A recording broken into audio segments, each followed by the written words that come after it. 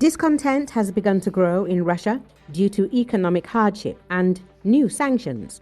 In some regions, spontaneous protests have even been reported, which the authorities quickly suppress.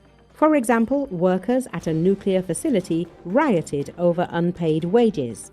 As former Ukrainian Foreign Minister Volodymyr Ohryzko told Channel 24, such problems will certainly spread. Even Russia's deceitful 2026 budget suggests that defense spending will be cut. One can only imagine how dire the situation is if even such a high priority sector is being cut. The fact that there's not enough money for all other areas is no longer news. Even Gazprom, which always contributes to the Russian budget, will now receive additional payments just to stay afloat. The state already subsidizes the oil industry, and if a collapse starts here too, it will be the end, because oil accounts for 30 to 35% of Russia's budget. The economy is starting to slow down. It's not a complete standstill, but a clear decline, Volodymyr Ohryzko emphasized. As a result, millions of people could find themselves in a situation where they can't provide for themselves. Then, two options arise. One is spontaneous riots, which are already happening in Russia. Meanwhile, Vladimir Putin will tighten the screws even further. For example, security forces are detaining people who simply go out into the streets and sing songs. This situation will only worsen, and public pressure will mount. At some point, the lid will blow. Therefore, the process of this structure's collapse is already approaching. The only question is what will be the key element that sets the fuse on fire, said the former Ukrainian foreign minister. Russian cities are already beginning to shut down mobile phone service. This is being done under the pretext of expanding the so-called security zone and protecting facilities associated with the special operation. Previously, internet shutdowns were performed during airstrikes, but now the restrictions are permanent. In some regions of Russia, they have begun implementing permanent shutdowns of mobile internet, allegedly under the pretext of protecting facilities associated with a special operation. Ulyanovsk was the first city to introduce such restrictions permanently. Russian media reported on the matter. Previously, the country's internet was only shut down during air raids or immediate threats. But now restrictions apply, regardless of specific attacks.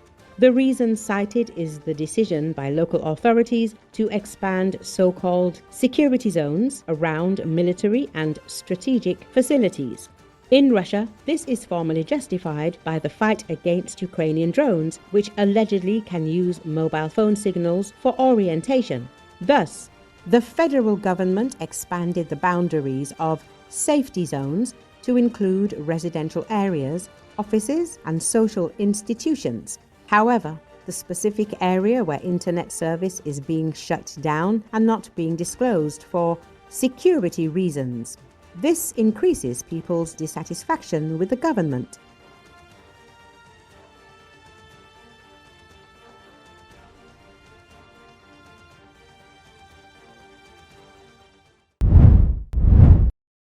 Fighters of the 8th Regiment of the Ukrainian Special Operations Forces have destroyed a sabotage group of the occupying Russian army in the center of the city of Kupyansk in Kharkiv region.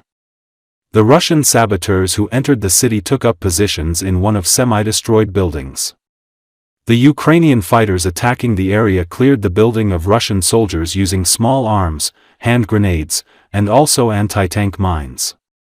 The Ukrainian fighters were able to complete the operation without suffering any losses.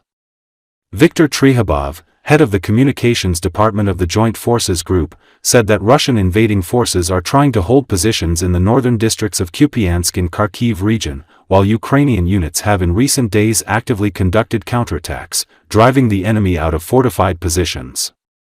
There is an ongoing operation, troops are engaged and urban fighting is underway.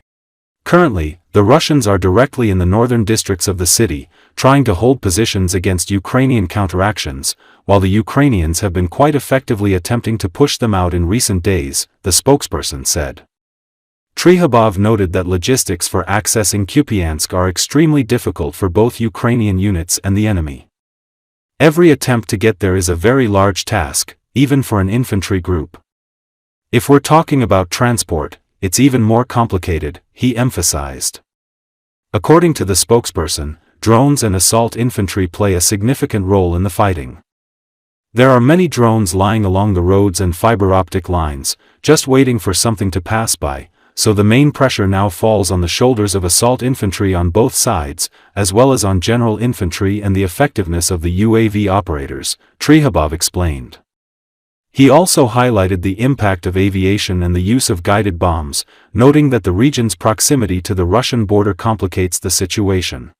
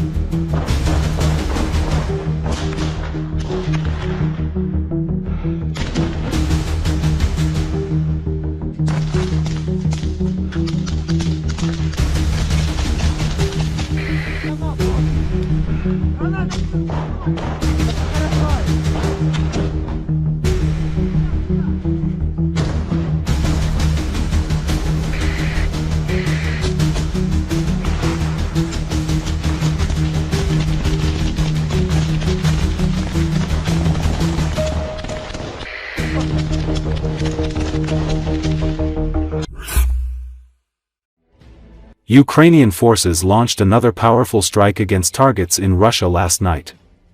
There is information that Ukraine used upgraded long Neptune missiles. President Volodymyr Zelensky announced this, noting that such strikes are a just response to Russia's ongoing terror against Ukraine. According to him, Ukrainian missiles are now regularly demonstrating increasingly accurate and tangible results. The head of state also published a video of the launches. Earlier, Zelensky said that his forces successfully used long Neptunes against designated targets on Russian territory, and this is our entirely just response to Russia's ongoing terror. Ukrainian missiles are delivering increasingly significant and precise results virtually every month. He added, "I thank everyone working on our missile program and giving Ukraine this accuracy and long-range capability." Ukraine is also scaling up production of its new long-range Flamingo cruise missile this winter. Developed inside the country by Ukrainian firm Firepoint, the cruise missile has an estimated range of 3,000 kilometers, according to Kiev. Sometimes referred to as the FP-5 missile, the warhead weighs in at more than a ton, the company says. Ukrainian media reported the missile has a flight time of roughly 4 hours, with a maximum speed in the region of 950 km per hour and a 6-meter wingspan. Recall, the main target of the attack was Novorossiysk, one of Russia's key ports on the Black Sea. A series of explosions occurred there, followed by a massive fire at the oil terminal. Judging by the scale of the operation and the aftermath of the attack, there is no doubt that this was the area where the long Neptunes were deployed. The Sheskari's terminal, a strategic facility for Transneft, was hit. It is a key export hub for Russian oil and petroleum products, transporting huge volumes of fuel to foreign markets. Russian authorities confirmed damage to the oil depot and coastal infrastructure. Local residents reported severe fires that broke out immediately after the landings. According to the Russian task force, one of the vessels was damaged in the port, injuring 3 crew members. Fragments of the downed drones fell across the city, damaging several residential buildings. One of the strikes hit a Russian S-300-400 air defense system positioned on the territory of Military Unit 1537. There are also reports of a possible hit to a depot containing Caliber missiles, which Russia regularly uses in attacks on Ukraine.